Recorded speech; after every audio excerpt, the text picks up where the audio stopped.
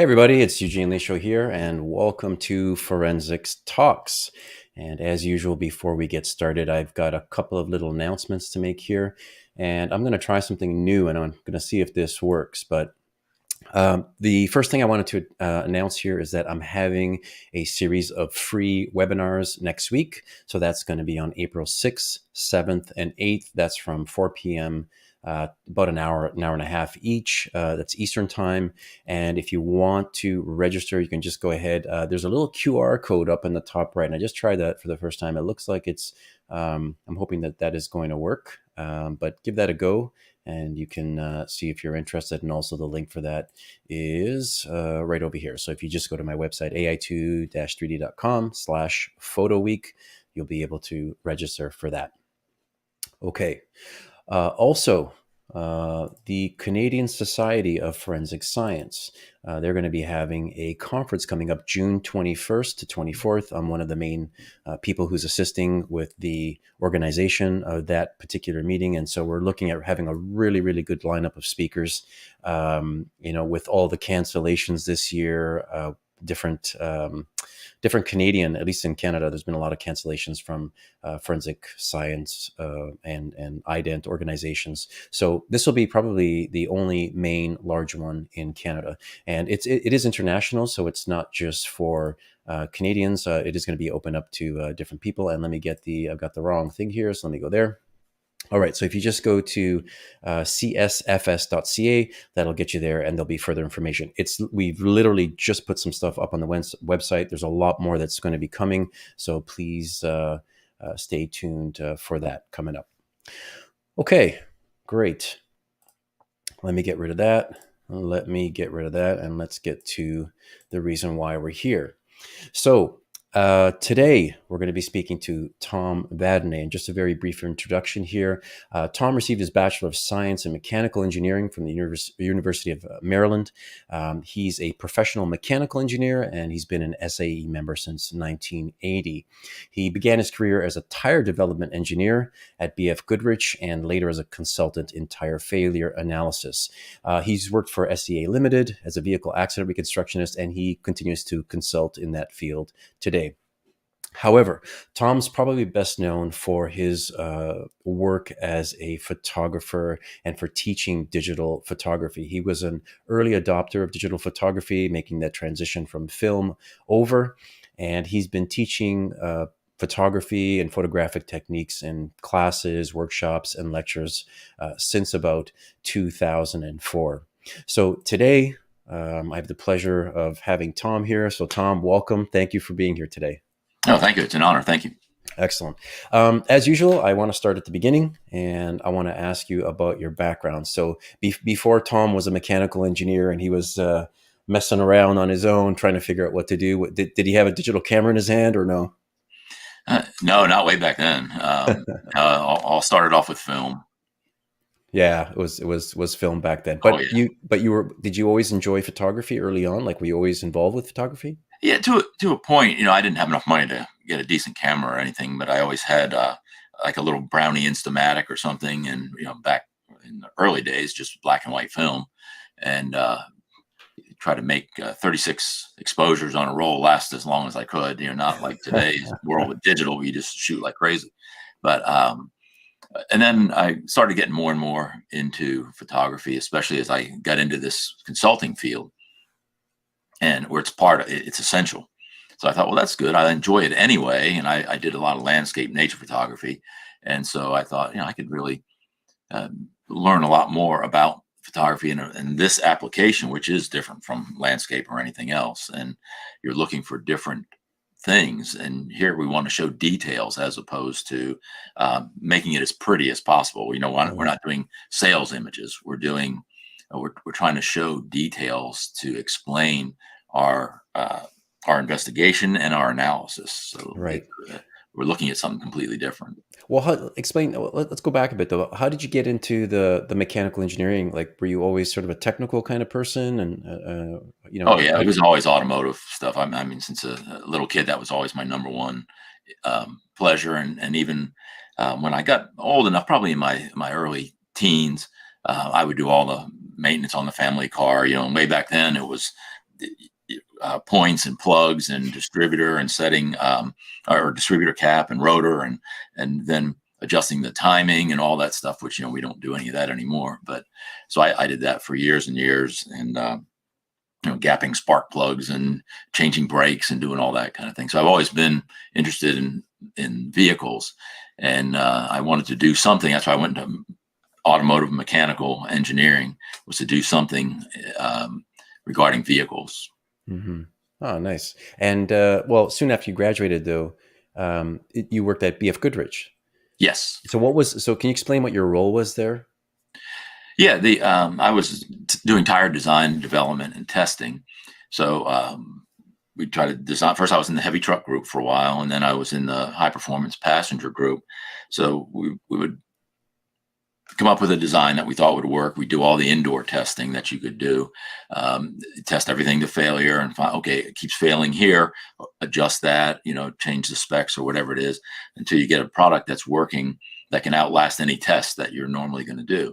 So then you put some in the field and you follow them in the field and all that, especially on the heavy trucks where you go to the truck lines that were testing your tires and checking them for real world stuff. And then for the high performance group, I even got into doing some test driving, and I was on the race team, going around the country, setting up cars at the tracks and things like that, and getting firsthand results from the track, working in the pits, and they come in for pit stops, checking tire temperatures to make sure they were balanced and all that stuff. And so it was a lot of almost like practical applications that I now still do in both accident reconstruction and in tire failure analysis. Right. So when did you first start? We're here to talk. I want to ask you more about the tire stuff, because that's actually, I know we're here about photography. I want to ask you a lot about photography, but I'm actually curious now about the tire stuff. Maybe I'll ask you a little bit later, maybe. So when did you first start looking at photography very seriously? I guess it was in the early 80s, and it was trying to get the photographs better for my work, but also I started getting a lot more interested in landscape and nature photography, and going out to the mountains or whatever, and taking pictures there, and really trying to come back with high quality images. And I had a lot of, we look at books and read things from mentors and all that, and then thought, I can apply a lot of this stuff for work. And when I started at SEA doing the accident reconstruction, along with still doing tire failure analysis, we used to have these rangefinder cameras, which were film, and they didn't change lenses. They were not interchangeable lenses. So if we had to do close-ups, bulbs or whatever we were doing, you had to screw close-up filters onto them. But they're rangefinders, so you can't see through the lens. You're looking through the little window there. So one of our guys had developed the stick that you would screw into the tripod hole in the bottom, and it, depending on which one of the close-up filters, the different powers you put on there, you would focus different parts along the stick. So that's how we did it. So you always knew an SEA picture because there was a stick in there, and it all came to a head when we were doing some work for Jeep at the time, American Motors, and we used to have to make 6 copies of every image right away and send them off, get them. Well, I had forgotten to take the close-up lenses off. And so I'd spent all day taking pictures of this Jeep, and we took it apart, did all this stuff, and every picture was out of focus because I had a close-up lens stuck on the front that there's no way I could have known, And anyway, after that day, I went and bought a digital, or at the time, a film camera, a DSLR or an SLR, and concentrated on improving my photography. Right. That's a good story. So let me ask you, you've been teaching now, you've been doing a lot of different stuff. In terms of the work that you're doing today, which is mostly is most of what you do photographing tires, or is it just car parts? Is it, what would you say makes up the majority of your work? Yeah, I do mostly tire cases, but I still do, quite a few accident cases, and then some vehicle cases. And I also do some that are strictly photography. I just got a new case last week for doing night photography, and it's for a human factors guy who I've worked with before. And he said, that he knew that I could create the images of when we're doing the reenactment that are going to show exactly what he saw, because we've done that before. And so I've done a number of those now. And even for some other experts that I know, and even a couple I didn't know, I've done some night photography for them too. And then some other specific photography for, if for a medical case or something like that, where I just do the product photography. Right. And so those are specific photography cases, but especially with the tire. In fact, that's what I was doing this morning. I have a whole, what I call my studio lab set up, where I've got all the studio lights and everything, and I can do all the tire pictures there, because that takes a lot of work. Right. Well, one of the things you mentioned was something I was going to ask you about, so I may as well ask you about it now. And that had to do with the nighttime photography and being able to create an image which depicts the lighting somewhat accurately. It's not just because anyone who has a phone today has experienced, where you point the phone at something and, what you're seeing and what's showing up on the LCD is completely different. Oh, yeah, that's right. And it's like, wait a second, this is much brighter and much clearer than what I'm seeing, or something like that. So That's right. what kinds of things or techniques do you have to take into consideration when you're trying to present something that's going to end up as an important piece of evidence like that, to be able to say, well, this is accurate lighting? Well, with night photography in particular, you've got to use manual exposure modes. Auto exposure, if you have on the more, we'll call them consumer cameras or even prosumer cameras, they have scene modes. Like my cameras don't have that, but there's also a little a green A, something that has a box around it or something, that's total auto. You can't change anything.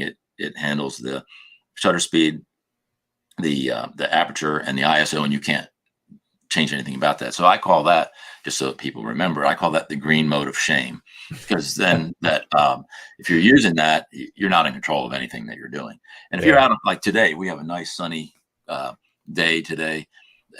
That's what it's designed to do, is handle where the light's really nice and all that. If you have any other conditions, or you're going where you have shadow and highlight or whatever, especially if you go at night, it's always trying to go to a middle ground. So it's going to look for to middle, call it mid-tone or middle gray or midtone. And so it's looking at night. It's like, my gosh, it's dark here. Let me brighten this up so it's all a mid-tone. That's what the camera's trying to do. And obviously you don't want that. You want to keep it dark. So you need to do that, and then pay attention. You have to know what your monitor is showing you on the back of the camera, or tethered to a computer that's calibrated, and it's calibrated to your desktop, so that you know that, okay, if I'm seeing here, I can see 3 signs. I can see this one pretty clear, can barely make the other one out, and I can just see a hint of it. That better be what's in the picture. Right. So those are the kind of things that you look for at night, and you can only do that with a manual exposure. Right. And you can't, you got to be there. You have to be watching it like while you're there. You have to be at the scene, at the site. There's no way you can't like fake it later on by adjusting the image or anything, right? No, and in fact, that's something I deal with on a lot of these cases, where someone who's not experienced in night photography, a recent one, they did one thing with they shot in RAW. When they converted to JPEG, they changed it, or the machine changed it or something. Then when they printed it, it lightened it even more so. So I ended up getting their RAW images and comparing the RAW to the JPEG to the final print that they were offering, and showing that these aren't at all the same. And that the raw images were closer to my raw images, but here were the differences. And then in Photoshop, you can do some comparisons and all that. And I was able to show that these were indeed lightened at least a stop in the raws, and then another stop in the JPEG, and another stop on the print. So you've got to be able to show that too, and be able to show then that here's my raw, here's my JPEG, and here's my print, and they're all within a third of a stop or something. Interesting. There's actually a question from somebody, Mike Sorensen. He's asking if you use a contrast gradient for calibrating nighttime visibility cases. I don't. I've played with that some, and you can do that, but to me, it's complicated, and it's also only at one position. So what I do is I like to see all the way in. I like to see the depth of how far you can see and how close you can see. So if you got a series, you got 2 lanes in this direction, and they have the broken stripes. I can see 4 stripes when I'm just looking really clear. Then the 5th stripe I can sort of make out. The 6th I can just barely tell that it's there if I really look. Now I've got the depth that a contrast gradient, if you just put that out at one point, that's all you know is what it's at that one point. So I Yeah. do not do that. Okay. Yeah. Thanks for the question, Mike. Yeah, that's Another. good. So you brought up a point about the little A on the the program modes and everything else. Right. So I mean, you've run a lot of classes, you've trained a lot of people over the years. How well do people really know their equipment? Usually not at all. And then I've got people, and in fact, a couple good friends, colleagues, and friends that even in the tire business that won't use flash, for instance, because they don't know it and they're not sure what's going to happen. Well, what is a tire but a big black hole, big black light sink? And in tires, you want to show the textures. It's separated here. Was it sharp? Is it polished? You need to show texture. You need to do that, and you Yeah. can do that by moving the flash around and by directing your light. But if you're just shooting without that, you're on auto, the camera might go to ISO 12,500 if you're inside, and at f2.8, so you have no depth of field, and now you got a bunch of noise in your image, so Yeah. you're not showing what you're intending to show. So you really do need to learn that, and it sounds so intimidating at first, and I was intimidated by flash at first, but once you get in there, you realize the only thing you're doing is you're looking and saying, okay, it's kind of dark here. Where do you need light? I need a little bit of light here. Add a little bit of light with a flash. That's really all you're doing. It's that Right. easy. Right. Yeah. Yeah. Yeah. I was just imagining, courses that you're on, and you probably get some students come in and they got the latest and greatest equipment, and, spends thousands and thousands of dollars and all this high tech stuff. And they don't even know where the buttons are to start or whatever. Oh So yeah. they probably would have been better off with a much cheaper camera or something more economical to do the same thing or whatever. But yeah, Well, interesting. more so in the landscape photography workshops that I teach, you have these people that, in fact, I know one guy from one of the local camera clubs that I give a lot of talks to. I don't think he's ever taken a picture, but he's always asking me, "Is this tripod better than any?" And I asked him, I said, "I haven't seen any of your work." He said, "Well, I got to get all my gear first." So he just buys gear, and then he buys more gear, and he never takes any pictures. So Yeah, yeah, yeah. you That's know, interesting. Let's go back to the flash for a second. I mean, there's obviously different types of flashes, and there's also different little accessories you can get. mhm. So, in your opinion, or let me ask you, like in your own kit, like what makes up your kit with respect to the flash and flash accessories? Well, for my in my studio lab, I Yeah. use studio flashes, battery powered. I use Profoto B1X because they put out a lot of light and they recharge really fast. Hmm. And I'm not going through 10,000 double A batteries, or keep charging the double A's and keep switching them out. And they can only give you so much light. Um, One of the studio flashes is worth, and I can't remember the actual number, but it's I think it's 10 or 15 regular flashes at high power, at full power. So you think of, say, 12 of those flashes, all the batteries and how massive they are when you put them all together and get them all to sync. It's a big problem, but you need a lot of light, especially if you want to use a lower ISO for noise, and and you want enough depth of field. But if it's nice out, and for vehicles, I always use a fill flash, and it's just I use a Nikon that they're now it's an SB 5000, but I have the older 900 and 910, and I just use those. And then even in the studio lab, if I'm trying to show something that has texture, I'll use one of those flashes off the camera and hold it in the right position so that I get the shadows going where it really shows the texture and the depth. So I Yeah. use those a lot, and that's all. That's all you really need is the studio flash. I mean, is the but you have to have a flash that comes off the camera. But Right. get a hot shoe mounted flash is what they call them. Just this morning, I had an inspection on a vehicle, and it was burned. It was an Oh gosh. expensive vehicle that was burned up at the back and stuff like that. And there's all kinds of dark spots, and of course, it's in an indoor shop. Oh good. Lighting is, yeah, it's one of those. So, Yeah. but I set everything up, and I'm going, what would Tom do? What would Tom do? Right? I can't go speak to him this afternoon if I don't have a flash on my, a flash and my Oh good. tripod Yeah. going. I'm shooting manual and everything, so I gave that a go. But yeah, no, those are some good tips for sure. I was going to ask you about your equipment in terms of camera or camera recommendations. You're a Nikon guy, right? Like, Yes. You Mhm. mostly Nikon. Okay, you've been using Nikon pretty much. Okay. Yeah, yeah. Since the Um, film, I had a couple iterations of film cameras, which they only change those every 10 years or so, because the film was what would change. So the camera was okay. the same. But I've been using Nikon for several decades. What would you recommend for somebody who is, getting into this line of work? What would be like a mid-range piece of equipment, a camera and lens combinations that they would purchase? And then what would be like the dream, the dream camera that you got to get, if you can afford it?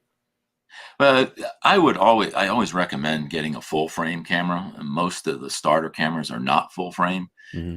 They're crop sensor cameras, and there are some issues with those that I go into my SAE class. But there are some issues with dynamic range and noise and the multiplication that people don't take into account. The But what I would recommend is getting the if you really want to save money, is getting the entry level. And nowadays everything's going towards mirrorless, so I would go ahead and get the mirrorless. In the Nikon world, those are the Z cameras. In Canon world, they're the R5, R6 series, they're R series cameras. So I would get whatever the least expensive full frame camera is and get the 24-70 lens. And you don't need an f2.8 lens. You can get the f4 lens, which probably is almost can come as a kit lens sometimes, and a macro lens. You got to have a good macro lens. And I think if you just started with that and a flash and a polarizer and a tripod, you're in great shape. Okay, you said the magic word that I was going to ask you about next, which was polarizer. Oh So yeah. what can you tell us about the polarizer and what it can and can't do for you? Well, they're essential, especially at an accident scene if there are any tire marks. And I sent you some pictures. I know we talked about that.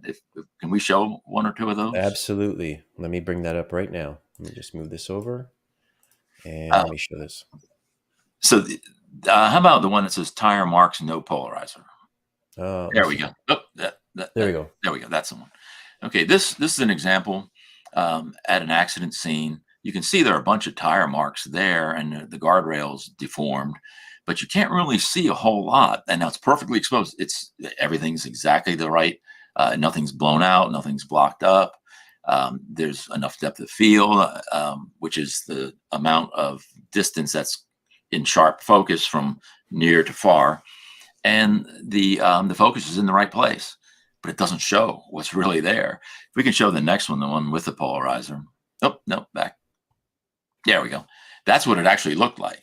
Oh, And obviously, even with the first picture without a polarizer, I've lost most of the information available to me at the scene, including the big mark that's just to the left there that goes across the camera. You can see the striations in that mark, so you can tell that vehicle is rotating sideways. Yeah, that one. hmm. Um, which you couldn't pick that up otherwise. So you really need a polarizer at an accident scene. I never take an accident scene picture without a polarizer. Right. Um, yeah, well, let me bring up another set of images here because this one we were talking about the flash before and what the flash Yes, can do for you. So this one was really impressive here. So this one here it is a BMW. It's obviously been damaged severely, and this is no flash. And then what I'm going to do is I'm going to go into the added flash, and now that has both all flash these, and yeah, polarizer on that one. and polarizer, but all Yeah. these little areas that were completely just underexposed or really dark or whatever, Oh yeah, they just pop out at. that's right. And Okay. then the polarizer, see how you can see through the windshield here? Hmm. If you go back to the other picture, there's so much glare on the hood you can't see anything, and there's so much glare on the windshield that you can't even really tell if it's cracked or not. It's just all glare. But if you polarize that, if you look at the next picture with the hood and the fender the and the windshield, now you've taken the glare off of it, and you can even see on the hood that this vehicle's been repainted. It's black and there's green paint below it. You couldn't even see that without a polarizer. So Right. using the polarizer knocks the glare off. Using the fill flash fills in all the shadows. Do you have a specific technique when using a polarizer? No, and polarizer, fortunately, is the easiest tool you can use. There's no setting. You don't. Some of them have numbers on there, and I'll tell you in a second why there's numbers. But there's no set. You just look at it, and I always take the polarizer off the camera first, and I just turn it in my hand. I do it fast like this for two reasons. One, is it doing something? And B, and two, is it doing something that I need it to do? And so if it is, then I put it on the camera, and then you can look at it through the camera and rotate it. I mentioned that a lot of them have a series of numbers, or they have some writing on the outside. If you can't see the effect, which some people said they can't looking in their camera, you can do that outside till you maximize it. Oh, it looks good here. Then just look up at the top or the side or something. Say, okay, the eye in highlight or whatever it is up at the top. Put it on your camera, put the eye pointing up. It's going to be perfect. Okay, so that's a good tip. It's really easy to use. And if you have multiple lenses with different sizes, you can either get a polarizer for each one, which I don't do. I get a polarizer that can mount onto different mounts, and you can just change the mount on the individual lens. Was there there's an adapter for them? Yeah, so I use an adapter actually. I literally ran into that yesterday. Yeah, I use a big, and this is a big one. It's a 105 millimeter polarizer in a Lee housing. So I have all the adapters, and I just clip the housing onto all. I just keep an adapter on every lens. You can have a polarizer that's not quite this massive. You can have smaller diameter ones, and then you can buy the individual step-up rings, they call them, so you don't have to keep buying polarizers. And I would buy a good one. There are some real cheap ones. You can get them for $29 or something, and that's better than having none. But you lose a lot of light. You can lose up to 2 stops of light. The polarizer that I just showed you loses no more than 1 stop of light. So especially if you're in a darker area in the shade or whatever, then it's real important to do that. Now, I don't use them at night for night photography, but I use them for everything else. I was going to ask that too. I couldn't imagine using it at night. I was trying to think if there was a scenario that you might use it, but yeah, okay. But you don't use it. Let's talk about shooting smaller things like the tires, small parts maybe that have failed, and when you're dealing with smaller pieces of evidence, like for example, let me bring one up here. You had you gave me one here that was like the rim, and there was a difference here. So one is like this one looks like you're outside somewhere, whatever, and then or I don't know, yeah. See, I'm outside, and the sun's just come up. So it's coming up, obviously, to the right of the photo, and you get this severe shadow going across, and you can tell that it's real bright because look how hard the edge of the shadow is. Yeah. Now I just pop a fill flash on there, just pointing, just right on the camera, just pointing straight down, and it fills in everywhere. Both of them are properly exposed, but this one gives you information, the other one doesn't. So I want to ask you, like, what is different about when you're doing these small pieces of evidence? Obviously, you may have, let's say, for example, you're in your studio. I guess that this is the way I'm breaking it up. There's one scenario where you've got the part and you have a lot of things in your control, and then another scenario might be you're at you're out on the road, you're doing something outside, it's sunny just like this, and you have limited control of what you can do because you can't control the external ambient lighting. So let's start with it's in your studio. What kind of things do you try to get? Like, do you try to get in really close? Are you trying to give the overall? What do you typically try to capture? Well, first of all, going back to this picture, this was taken outside of a warehouse door where the other side was storing it. So I was on the road. I was in South Carolina, so I had to to bring my stuff with me. And I think an important thing, and some people forget this, is that if you are shooting something that's small, just part of something, let's say there's some kind of an area that's injured on a tire, for instance, I don't just take pictures of that. I start off with the overall, and then you sort of get closer to it. So now you can see, are there striations or something leading up to it? And then the actual image part itself. For that, I always use a macro lens. And I do have some specialized lenses that get even closer, including a microscope attachment that'll go to 15x that I can use for that if I need to. But then I make sure that the lighting comes in from the side so that I can get some texture and detail in what I'm looking at. On my website, I did a blog post just showing how you can just test this for yourself. I just took a kitchen sponge and laid it on the side, shoot it straight down with a flash. You can tell it's a sponge, and you can see it's got some it looks like pock marks on it. You take the flash off, hold it a little bit to the side, and now you have a really nice view of the texture. Well, it's basically doing something like that, and it's well worth practicing doing Yeah, and that. it's a good, actually it's an interesting thing. So anytime you have that light coming from the side, or you can direct light from the side, then all of a sudden something that looks very bland from the front, lacking texture, you go from the side and all of a sudden everything just pops out, right? That's right. So That's yeah, right. that's useful. Yeah. Um, I wanted to ask you before, you had mentioned about, you mentioned RAW. And for people that maybe don't know, what is the benefit of shooting RAW versus, people just set it to JPEG and they just go from there? What can you tell people about the importance of shooting with RAW? Well, with RAW, everything in the file is a comment, except for your focus and except for your composition. Everything else is a comment. The white balance is a comment. Everything else is just a comment. So you can make any change that you want afterwards, and you don't harm any pixels at all. So that's a huge benefit. When you create a JPEG in the camera processes it depending on how you have your, in Nikon speak, it's picture settings, how you have those set. So there's standard and there's vivid and there's landscape and there are all kinds of different ones. I use neutral because I want as much detail as possible. So I want it neutral, and I back off on the saturation and the contrast, so that when I see the picture on the back of the LCD screen there, that it's going to kind of look like what's going to look like on my computer. Hmm. But those are not baked in at that point. If I take the picture in JPEG, then they are baked in.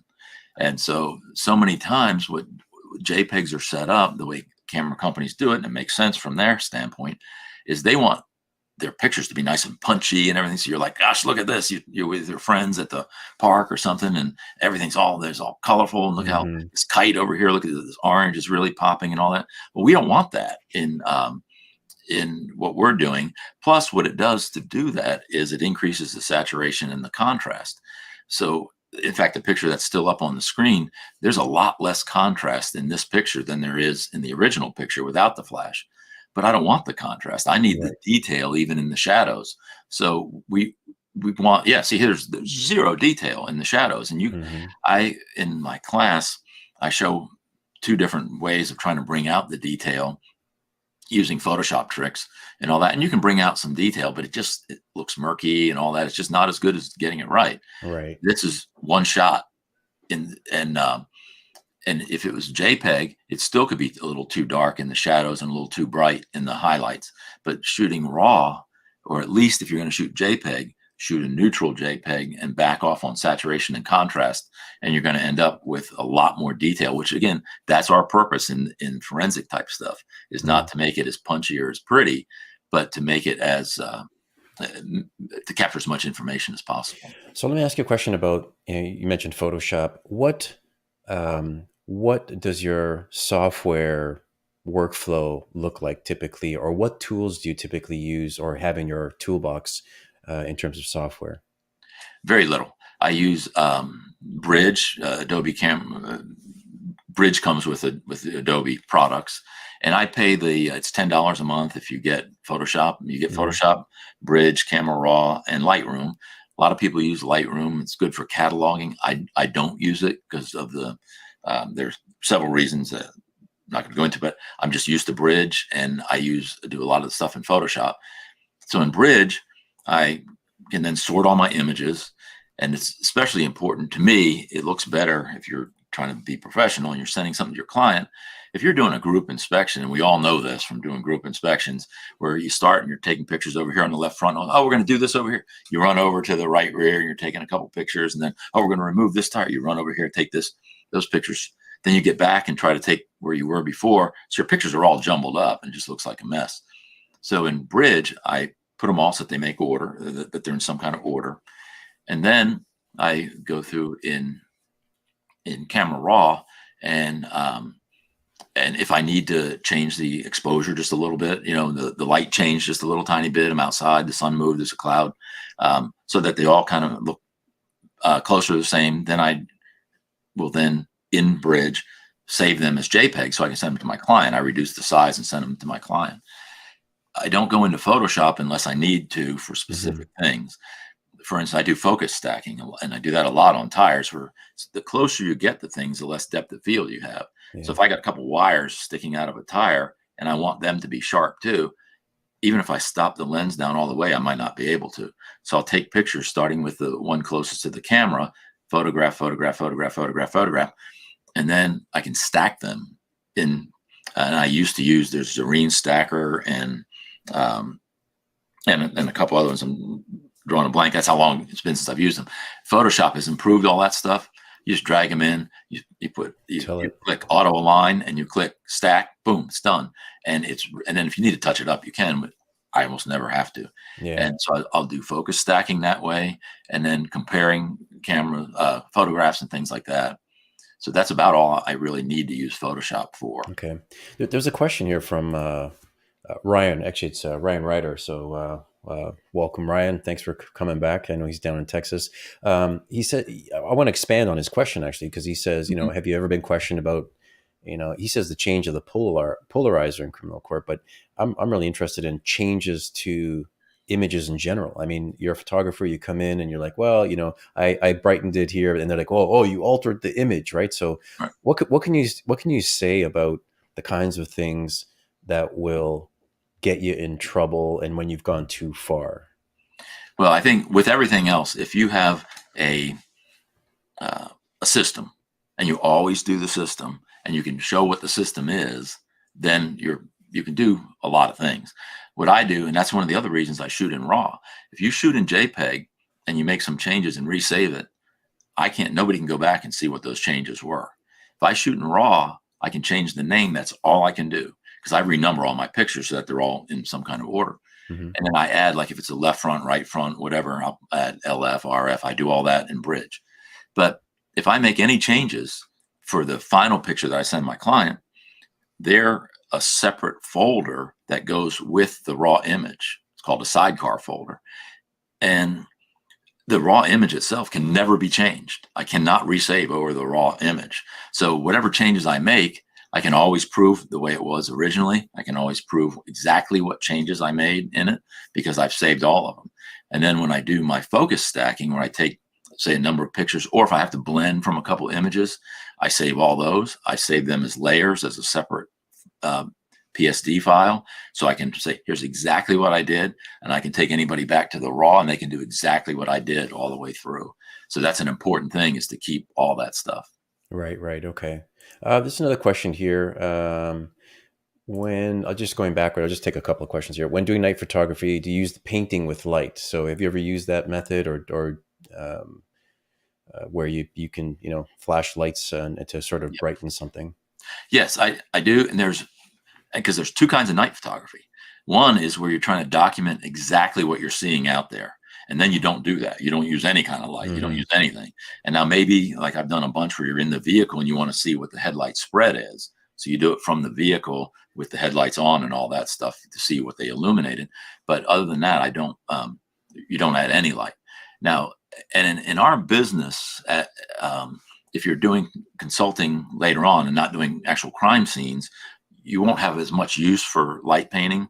You might some, but if you're actually on the scene for crime scenes, then a lot of them you got to document what's there, and you can't just have real long exposures, and you don't want it to be real dark. You want it to show. So in that case, I will use light painting if I'd have to do something like that. And I've only had to do it a couple times. Then I would either use a flashlight and just literally walk around and paint, and you can keep moving through the scene as long, and you won't show up as long as you don't pause. If you pause, or if you get where the camera's here and I have the light behind me and I'm between them, now I'll be a silhouette there. Right. I'm real careful to go around and not get in the way of the light or ever shine the light right into the camera. So Yeah. you do that, and then you can lighten it up like it's daytime. If it's a real dark scene or bigger, then I actually use my flash off the camera, and then I just manually fire it, just trigger it. From the test setting, just flash, flash, flash, flash, and do the same thing. Walk around and try to cover the whole thing. In the film days, it was tough because you never knew if you got it or not. Now you just look at the back and you can see, whoops, I missed this over here. So you can go back and do it again and make sure you capture the area that you missed. So yeah, Okay. that light painting either with and again, in my class, I go through that a lot more and show some examples on how to do it. But either using a brush and I mean a flash or using a flashlight. And the flashlight I use is just a little tiny black LED flashlight about that big. You don't need, some people think you need these gargantuan Right. spotlight things, which you don't. Just expose longer and Yeah, you get more and light. I keep it, and that's a great point too, Eugene. I forgot about that. Um, there are two ways of doing it. Typically, there's a bulb setting on most cameras, but the problem with bulb is that the shutter only stays open as long as you're actually holding down the shutter. So I always use a remote. That's why I'm not doing that. I'm doing this. So you could do that. Some remotes lock, but on Nikon and in some other cameras, there's a time setting. So when you click it, the shutter stays open and it stays open till you click the shutter again. So what I'll do is I'll compose, get it ready, and I'll compose using a flashlight, looking all around what I get in there. And then I have it set on T, click it on, run around, do my light painting, come back, hit it again, and then I got my completed exposure. Oh, excellent. That's great. Hey, have you ever, or well, let me ask you this: when did you first um, work with photogrammetry? Did you ever work Oh early gosh. on in the early days with Oh photogrammetry? yeah, yeah. When we did it all with triangles and all that, and you're doing is it was all visual stuff Oh, basically. like Uh, perspective, like drawing Perspective perspective control. lines and Yeah. everything. Yeah, So yeah. start off with that on actual photographs. You get the photograph, you make a print, and you start doing that, and you'd have Yeah. some measurements of this how long this stripe is, and then this pole is X number of feet high, and all that. And so you do all that. So that back in the old days, and then General Motors came out with a photogrammetry, the first real software, and it was back in the DOS days, and you could do some rudimentary stuff with that. And then and now, especially that class I took from you, oh, that stuff is so easy now. As long as you take the decent pictures, it's strikingly amazing Yeah. how well that works. And you used it. You used it on something already? Yeah, yeah. In fact, it helped settle a case recently. I had taken Oh, some pictures. It was a motorcycle ran into the side of an SUV and really caved it in. So it was hard to show from if you just took a picture flat on, you could see that there's some damage, but you couldn't get the depth. So I kept going all the way around one side and up a little bit, and down, go around to the other side, taking a series of pictures to show the depth. And then in photogrammetry, then made that little movie out of it, and just having it turn around so you could really see the depth of it. And it was great. The clients loved it. oh, that's fantastic. Well, photography makes up the basis of you need you need good photographs to make Sure. a good 3D model, right? So, and that's why it's so important to have good photos, and that's why people really need to focus on their ability to take good photos. It's not just, I mean, yes, your phone nowadays, you walk around and it does make some things easier, but if you really want a high quality photogrammetry model, you have to have a good camera and know how to take the photos. So yeah, that's a great point. I want to ask you about training. Um, I was thinking about this before, and I thought, I wonder how many people that are actually working in forensics or are working, for accident reconstruction. I wonder how much training they actually get on photography, and I think maybe there may be in some cases an idea that because it's so easy to click on things nowadays that you just people are just expected to know how to take photographs, right? So do you find that people are that they get enough training, or do you find that most people are usually not trained enough on photography? But I think, and again, you're asking a photographer, so there's going to be a little bit of a Yeah, yeah, skewed uh-huh. answer, but it's usually little to no training. And most of the people that have taken my classes or that I've worked with in other settings, they'd never even heard of some of the real basic things, and they'd never thought about it. They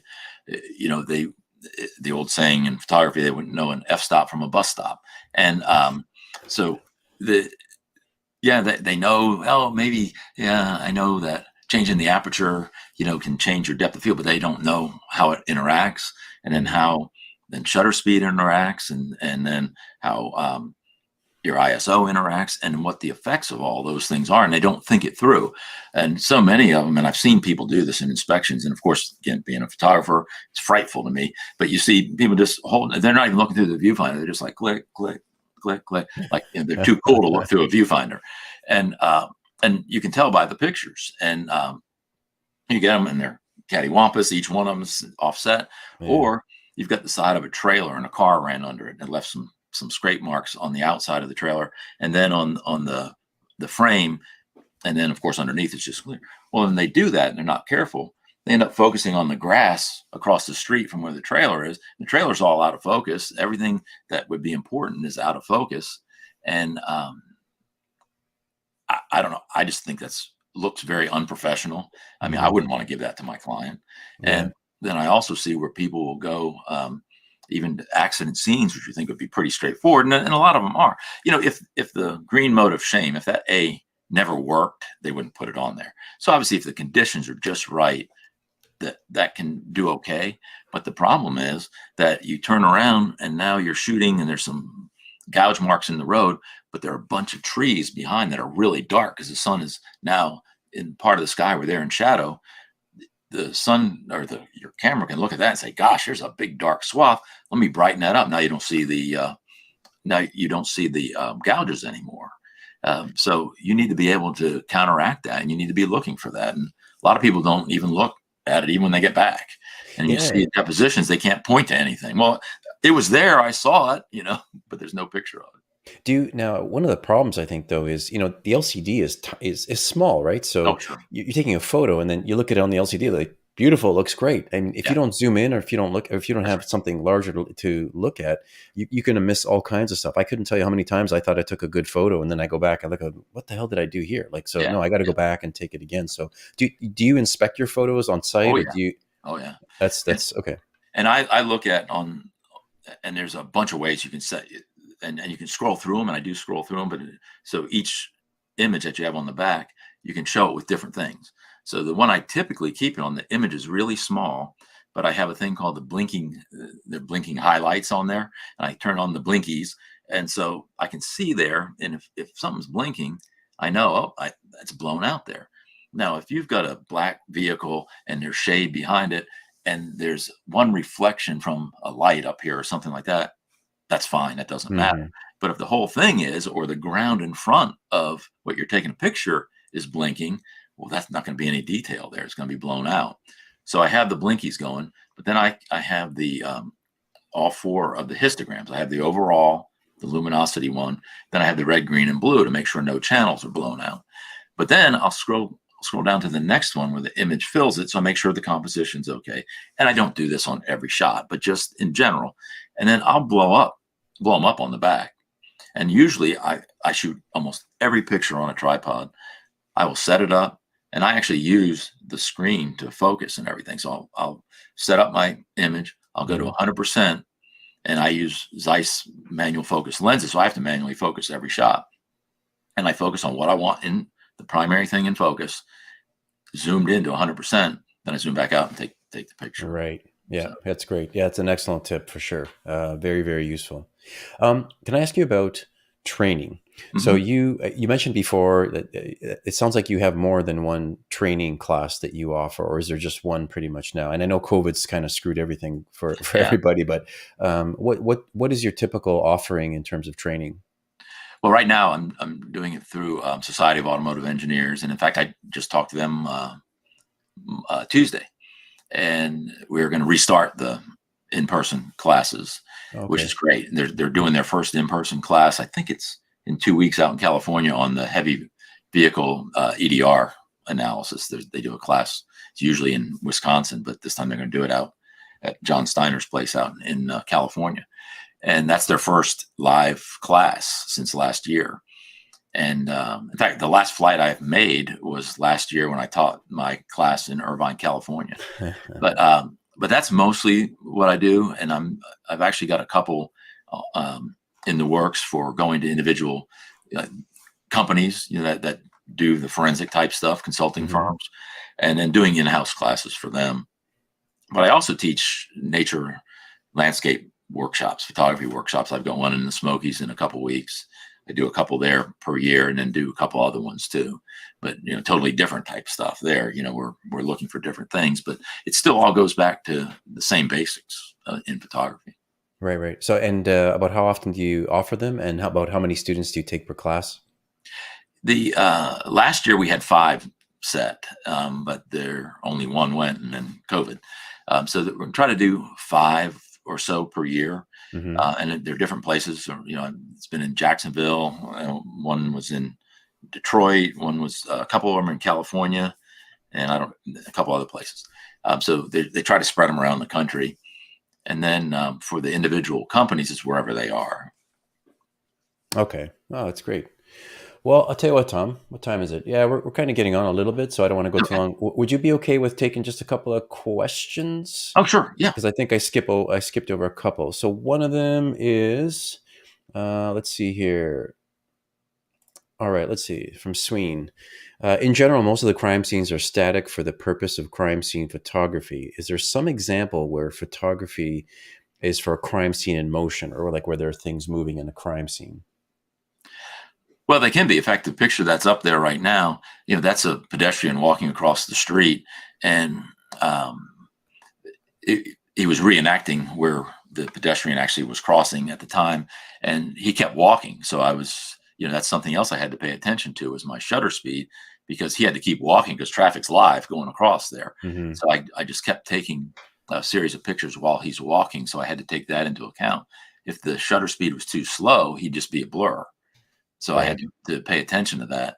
So that's if something's moving, or for instance, I've done a bunch of testing where you have vehicle testing. There's a question about whether or not this tire application or whatever had an effect on the handling of this vehicle. You go out and do some vehicle handling tests, and you've got the um, the anti-roll bars on it and all this stuff, but it's moving at pretty good speed, and I got to track it and take pictures of it as it's going. So um, in those cases, I'm using autofocus, and I use a different lens for it and do autofocus and track after it. So if that's what you mean by motion, those are, you just got to pay attention then to your shutter speed in that case, if you're Right. talking about things in motion. Hey, can you also comment on the difference between like your regular digital SLR and now these new cameras, like the Z type cameras you were talking about? What's the benefit, if any? Um, there is. I still use a DSLR, and because right now the Nikon D850, which is their top of the line, they have a Z7 or Z7 II now that's close, and they say it's almost a D850, and there's almost a D850. Yeah, well, I've got a D850, so why would I need that? Yeah. But the advantage the uh, of the mirrorless cameras, and everything's going to be mirrorless within a couple of years, is that they can make them a little bit smaller and lighter because you don't have the prism and all that stuff in there. And so it's a direct shot down the lens right to the sensor. And you can also then eventually, instead of having the shutter mechanism, it can just be an electronic shutter where it turns it on and turns it off. So you'll be able to sync your flash at different speeds. Right now, it's the shutter motion that limits the sync speed of the flash. So you'll be able to eliminate that just like you can on a medium format camera. Hmm. There's no issue with that, especially if they're, because most of them are in the lens. But so there's and plus that's where everything's going. And both Nikon and Canon, when they're going mirrorless, they change the mount so that the mount is now bigger than what their original DSLR mounts are. So you can get an adapter to go between them. But if I was just starting from scratch, I would get like I said, the whatever I could afford in the mirrorless camera, Yeah. Yeah. because everything from now on is going to be with that. They're not going to they'll keep the legacy lenses going for a while. And they're allegedly going to do one more iteration of DSLRs as they're filling out the lines for the mirrorless cameras. But that's going to be some specialized stuff that most people won't need. Right. Wow. That's amazing. Because I've got a bunch of old lenses for like a Oh yeah. Sony Minolta, and then I've got the Nikon now. So I guess now I got to change again. Well, they make You know. adapters for all that stuff, which is nice. So Okay. you should be able to use all that stuff All the old as long as lenses. you want. Yeah. Yeah. Yeah. Great. Um, Somebody also said, Jared Carter just made a comment here. He just said that mirrorless also gives you immediate feedback on exposure without a flash. Something that he said here. So yeah, I Yes. just thought it was an interesting comment. Yeah. Well, all right, Tom. Look, thank you so much for being here. I mean, I think from the number of people that are here and from the interest we had before. I mean, photography is something that everybody. I mean, I think people love it. Just in general, it's a really great tool to have in your toolbox, and we can't say enough about the importance of photography today. Is just as important as it was, Oh yeah. 50 years ago or whatever, 100 years ago, even. Yeah. If In not more in so.